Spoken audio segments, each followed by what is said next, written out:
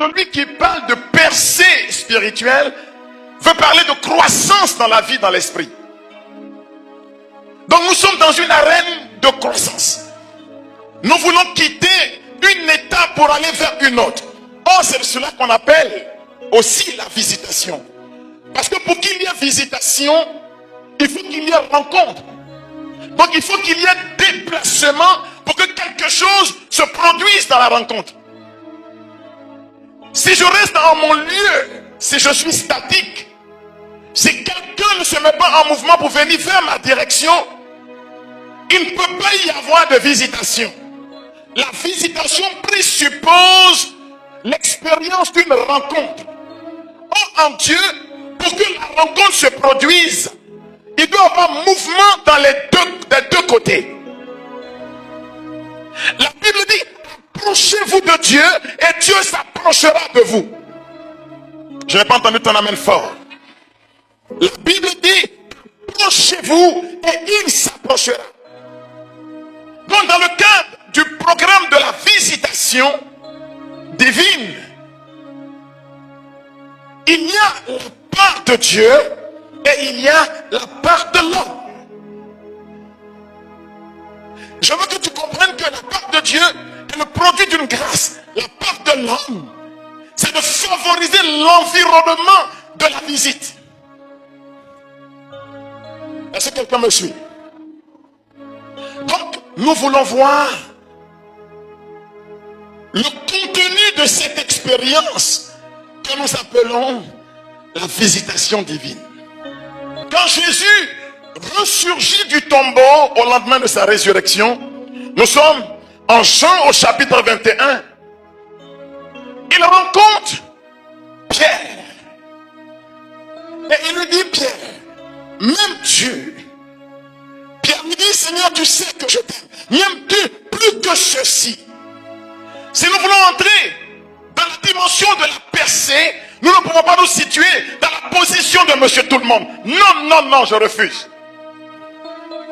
Quelqu'un veut-il entrer dans la dimension de la percée? Tu ne peux pas donc te réjouir de la position que tu occupes maintenant. Il faut que ton expérience de Dieu soit marquée de quelque chose en plus. Jésus dit à Pierre, il ne suffit pas que tu m'aimes. M'aimes-tu plus que ceci? Puis, la mesure de ce que je veux te confier. Quand on veut une percée, il faut préparer l'environnement de la percée. Parce que Dieu ne donne que dans la dimension de ce que nous lui proposons. Si ton cœur est étroit, Dieu agira dans la dimension de l'étroitesse que tu lui présentes. Si tu veux monter plus haut, il faut que tu élargisses maintenant l'espace de ta demeure. Il faut que tu sois prêt à quitter une position pour aller vers une autre position. Même tu plus que ceci. Qui a dit, Seigneur, tu sais que je t'aime. Jésus dit, écoute-moi bien, Pierre. Et chacun peut mettre son prénom à la place de Pierre. Quand tu étais jeune, quand tu vivais l'expérience que tu vis jusqu'à cet instant, t'es où tu m'entends. Parce que dans les minutes qui viennent, tu dois passer à autre chose. Quand tu étais jeune, tu te mettais ta ceinture toi-même. Tu allais où tu voulais. Tu allais où tu voulais. Tu étais le maître de ton histoire. Tu étais le maître de ta propre vie. Tu conduisais ta vie. Il dit, quand tu seras devenu grand, quand tu seras devenu vieux, quand tu monteras dans la pièce, dans une autre pièce, quand tu iras dans une autre dimension de l'expérience en Dieu, il dit, tu étendras les mains. Quelqu'un comprend que ce soir, Dieu veut le dérouter et l'amener dans une autre expérience. Il dit, tu étendras les mains et un autre. Qu'est-ce qu'il a dit? Un autre. Qu'est-ce qu'il a dit? Un autre te mettra ta ceinture. Qui est cet autre qui te mettra ta ceinture? La Bible dit, c'est lui qui t'amènera.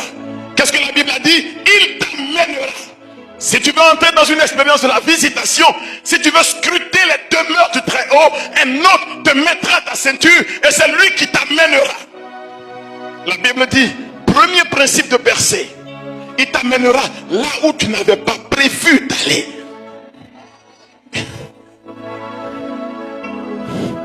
Tu vas déposer tes projets et tu vas dire, Seigneur, amène-moi. Parce que la visitation divine est un renversement de nos programmes. Marie était une jeune femme accordée en mariage. Elle avait un projet. Tu veux la visitation divine? Est-ce que tu es en train de te préparer à la visitation divine? Je veux dire à quelqu'un que la visitation divine est un renversement de projet. Elle avait son plan, elle avait son projet.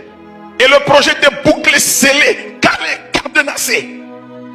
Jeune fille accordée déjà en mariage. En temps normal, il n'y a plus de possibilité de retour. Est-ce que tu veux vraiment y aller? Est-ce qu'il doit vraiment t'amener? Tu veux vivre une expérience de visitation divine? La visitation divine produit des renversements de choses. Accepter de nous laisser surprendre par Dieu. Il dit à Pierre, tu allais où tu voulais. Cette fois, c'est un autre qui te met ta ceinture. Il t'amènera où tu n'avais pas prévu d'aller. Pour entrer dans la visitation divine, le deuxième principe, c'est l'obéissance à Dieu. Premier principe, c'est quoi? Accepter d'être surpris par Dieu. De le laisser nous amener là où nous n'avons pas prévu d'aller. Quand vous êtes le maître du jeu, c'est que l'Esprit Saint est assis et qu'il vous regarde. Mais quand le Saint-Esprit devient le maître du jeu, tout devient facile pour vous. Parce que c'est lui qui vous amène. Mais quand il nous amène là où nous n'avons pas prévu d'aller. Il te faut une grande dose de docilité. Pour ceux qui ont été à la messe aujourd'hui, faites du très saint sacrement Corpus Domini et qui ont écouté l'évangile, ils ont remarqué que quand les disciples ont posé la question à Jésus, mais où veux-tu que nous allions manger la Pâque avec toi? Jésus leur dit, allez dans la ville. Qu'est-ce qu'il a dit? Allez dans la ville. Vous trouverez un homme. Il porte une jarre. Cet homme, on ne nous dit pas quel est son nom. N'est-il pas cet autre dont Jésus a parlé à Pierre? On dit il porte une jarre et elle est pleine d'eau. Nous devons suivre cet homme. Il dit suivez-le. Il n'a pas dit suivez un autre. Il dit suivez celui qui porte la jarre qui est pleine d'eau. Ça veut dire que si vous le suivez, votre jarre ne manquera pas d'eau. Votre jarre ne manquera pas d'eau. Vous ne manquerez pas d'avoir ce qu'il vous faut. Parce que sa jarre est pleine. Quand on subit la visitation divine, quand on fait les frais d'une visitation divine, Dieu veille à remplir notre jarre.